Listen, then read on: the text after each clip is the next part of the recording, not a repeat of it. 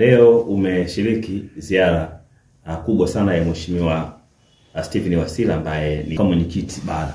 Pengine umejisikiaje binafsi ukiwa mwanachama wa Chama cha Mapinduzi CCM kwa muda mrefu sasa? Kwa majina yangu naitwa Babylon Lugano Anderson Mwakiambile. Ni mwanachama hai wa Chama cha Mapinduzi. Leo nimekuwa sehemu ya watu walioshiriki mkutano wa makamu mwenyekiti wa taifa Stephen Masatu Wasira. Kiukweli leo nimejikuta ni mtu mwenye furaha.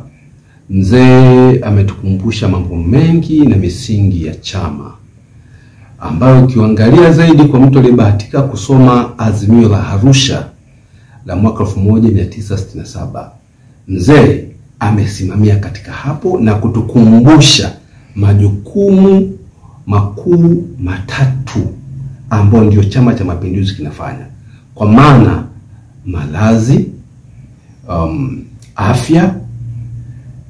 Kwa maana nikiongelea hivyo naongelea katika, amegusia swala la maji, kwamba maji ni wajibu wa Chama cha Mapinduzi kutekeleza. Ametukumbusha umuhimu na wajibu wa chama kwa wananchi kufanya majukumu yao kama kutengeneza barabara. Ametukumbusha wakati nchi tunaipokea katika mikono ya wakoloni kwamba taifa letu lilikuwa na barabara kidogo Dar es Salaam mpaka Morogoro. Akatukumbusha kwa upande wa Tanga ilishia Korogwe. Kwa upande wa kaskazini ilikuwa inaishia toka Arusha kuja Moshi. Ametukumbusha kwamba mpaka sasa ni kweli kama taifa tumesonga mbele, lakini kwa sababu kizazi hiki hatujashuhudia mambo mengi na mabadiliko ya maisha na hatuijui historia ya nchi ilikotoka. Lakini pia ametukumbusha kwamba kama nchi tulipokea nchi hii tukiwa na mainjinia wawili tu na matabibu kama 11 peke yake, tena ambao walikuwa wanatibu, walikuwa ni watu wenye asili ya Asia. Sasa kama taifa leo tumesonga mbele, lakini kwa sababu sisi hatujui, vijana na kizazi hiki hatujui historia ya nchi, imekuwa ngumu kuelewa muda mwingine kama tumeendelea au tujaendelea. Lakini mzee wetu Wasira ametukumbusha wajibu wa viongozi kutotengeneza makundi ndani ya chama ambao ndio uhai wa chama chenyewe. Ametukumbusha mambo mengi ya msingi ili chama chetu kiweze kusonga mbele. Kwa mimi amenijenga sana na amenipa hali ya kukipenda chama changu. Amenifundisha kumbe chama chetu kimefanya maendeleo makubwa. Ametukumbusha kwamba lami ilikuwa inaishia Morogoro, lakini lami leo unaweza kusafiri hapa mpaka Msoma kwa lami. Lakini unaweza kutoka Mtwara ukaenda mpaka Kagera kwa lami. Lakini kwa historia hiyo kwamba watu wengine hawajui. Lakini pia ametukumbusha hali ya maji ilikuwa iko chini sana kutoka nchi tunapokea toka kwa koloni. Tulikuwa hatuna vyuo vikuu. Na akatukumbusha kwamba baada ya hapo tulikuwa na chuo kikuu kimoja tu wakati nchi imetoka kupata uhuru. Lakini leo hii tuna vyuo vikuu zaidi ya 40 katika taifa hili ambao inatengeneza ajira nyingi.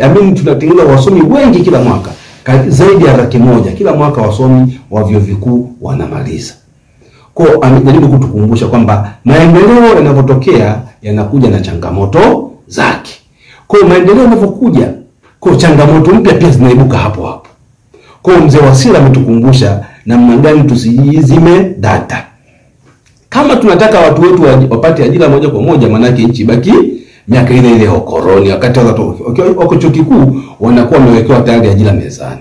Kwa maana hiyo nilichomuelewa zaidi ni kwamba sasa sisi wasomi wa vyuo vikuu tunatakiwa tujiongeze yale maarifa tunayopata vyuo vikuu, tusitegemee tu ajira za serikali. Tutumie ujuzi na maarifa tuliyoyapata kwa ajili tuje kutengeneza ajira katika jamii zetu na katika taifa ili tuweze kuongeza pato la nchi. Kwa ametukumbusha katika mambo mengi sana. Babylon, wewe ni mwekezaji lakini pia ni mfanyabiashara. Unajisikiaje sasa kuona huko ndani ya Chama cha Mapinduzi CCM na unaunga mkono juhudi ya Daktari Samia Suluhu Hassan? Mimi kwanza kama kijana ndani ya wilaya ya Kyela najisikia fahari sana. Leo Kyela tulikuwa tuna kiwanda hata kimoja toka misingi ya Kyela ilivyoanza. Tulikuwa tuna kiwanda. Lakini mimi kama kijana ambaye nimepata neema ya kusoma elimu ya chuo kikuu, sasa namalizia degree yangu ya pili.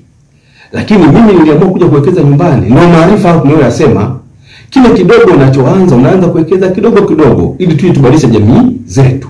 Jamii zinabadilishwa na sisi, jamii hazibadilishwi na wazungu.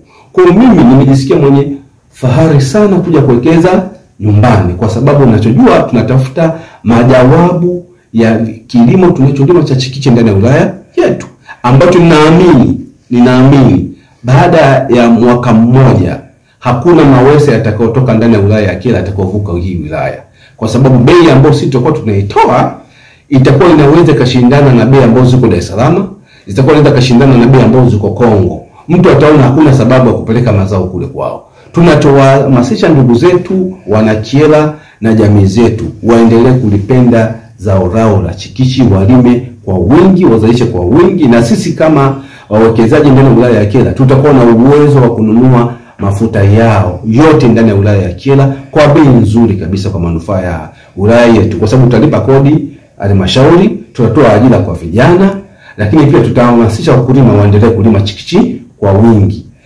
Kwa lugha ya pesa kusema mfisame fio samula tulime amawese kwa sababu ni ajira. Naona. Na ajira hiyo itakutengenezea kipato. Naona. Leo ukiwa na mawese unapata mbosa, utatengeneza mise. Tunanunua mise pia. Utatengeneza mafuta yako ya mawese yale mekundu. Tunanunua mawese pia. Kwa hiyo unakuta ni ajira juu ya ajira katika wilaya yetu. Sisi tukupongeze sana. Sasa nini ahadi yako sasa kwa Chama cha Mapinduzi CCM, kwa sababu huko tayari kufanya kazi na Chama cha Mapinduzi CCM, hasa kumuunga mkono Mheshimiwa Rais? Ninashukuru sana. Leo mzee wetu Wasira amekuja Kyela. Nimesema ukifuatilia ile speech yake kwa watu ambao walifuatilia azimio la Arusha, kufanya kazi. Na kauli mbiu ya CCM sasa tunasema kazi na utu. Kwa maana hiyo kama mimi mwekezaji nachoweza kusema kwamba tuendelee kufanya kazi. Tuheshimu watu. Tusibaguane kwa kipato vyetu, tusibaguane kwa mali zetu, kwa rangi zetu, kwa elimu zetu, kwa makundi ya aina yeyote. Tupendane, tutengeneze umoja, tuhamasishane kwenye kufanya kazi, utu uwepo, ili wilaya yetu ipate manufaa kwa umoja wetu tukaoanzisha ndani ya wilaya yetu ya Kyela. Sijui kama nimekujibu vizuri swali lako. Tukushukuru sana. Asante sana.